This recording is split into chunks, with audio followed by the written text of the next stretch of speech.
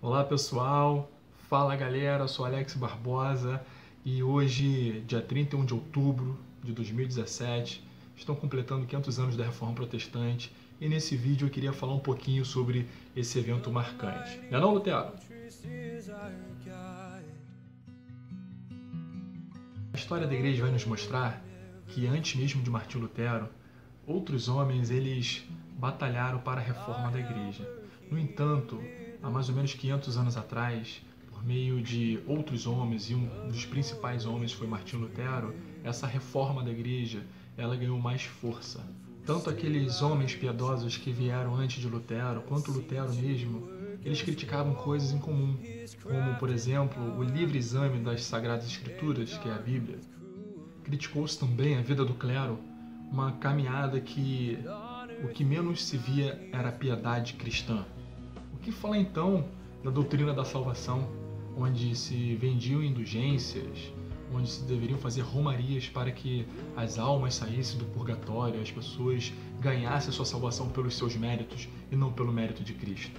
Então a ideia dos pré-reformadores e dos reformadores também não era apagar toda a história do cristianismo, como muitas pessoas hoje acham que devem ser apagadas. Não, não era, mas era levar a igreja a uma reflexão.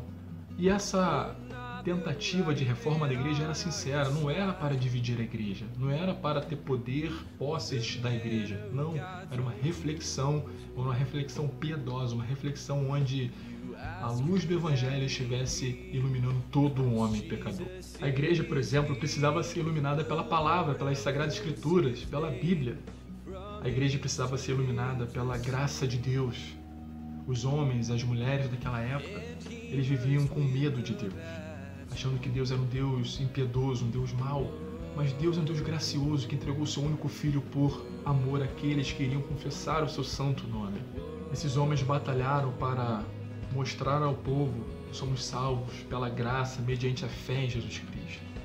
A igreja então não tinha o poder de conferir tal graça ao homem para que ele venha a ser salvo. O homem está diante do seu Deus gracioso, que precisa se arrepender de seus pecados. E assim o fazendo, Deus perdoa todos os nossos pecados. A partir daí, então, basta nós caminharmos como seus discípulos, e a luz do Evangelho jamais se apartará de nós. Movido por um sentimento de reforma, Martinho Lutero então escreve suas 95 teses.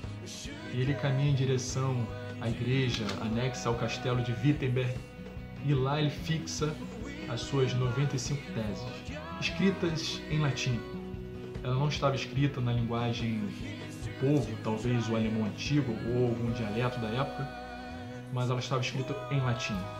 Isso é um convite, ou era um convite para todos os estudiosos da palavra de Deus, padres, monges, estudantes de teologias em geral, para que fosse debatida a reforma da igreja.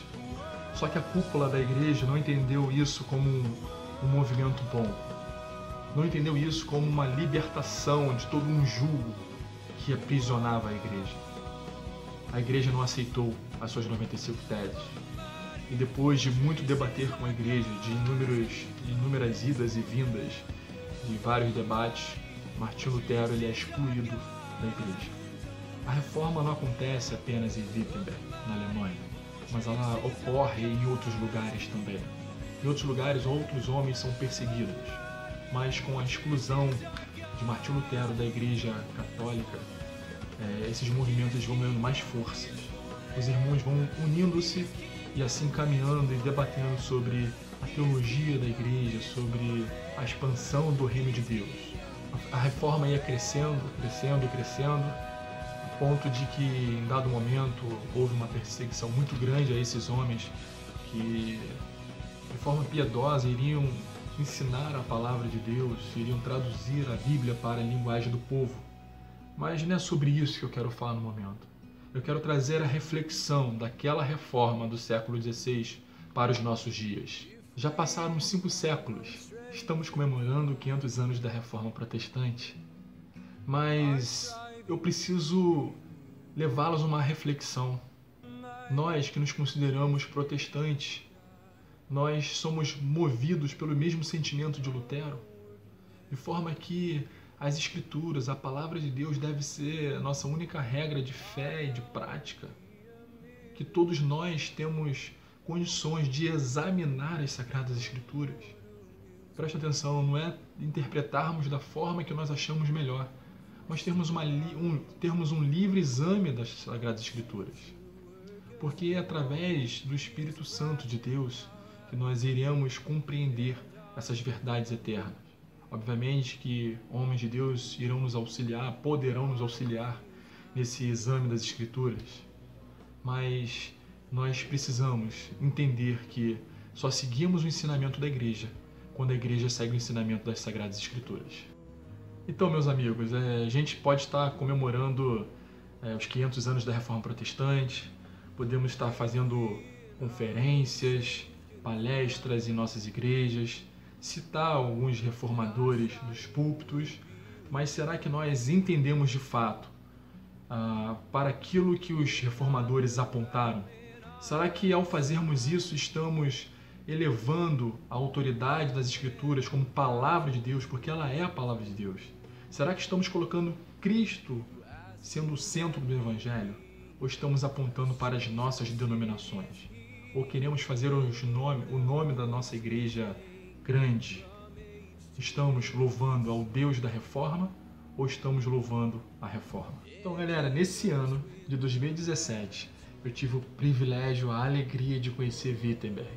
Estive no Museu de Lutero, fui nas igrejas onde Lutero pregou, fui no ateliê, na região lá onde Lucas Cranach, produzia os seus quadros. Foi algo assim, uma experiência incrível.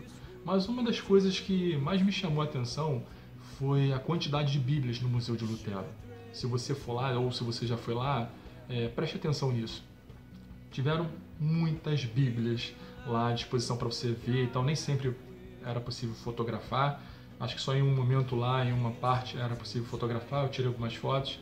Mas também os manuscritos, onde Lutero se esforçou para que a tradução do grego para o alemão da época fosse possível. Então, vários papéis lá, vários rabiscos, várias rasuras, várias folhas, um material muito grande e riquíssimo, que nos dá a compreensão do trabalho que foi em trazer a Bíblia à linguagem do povo e apontar que o povo precisa conhecer a vontade de Deus por meio da palavra dele.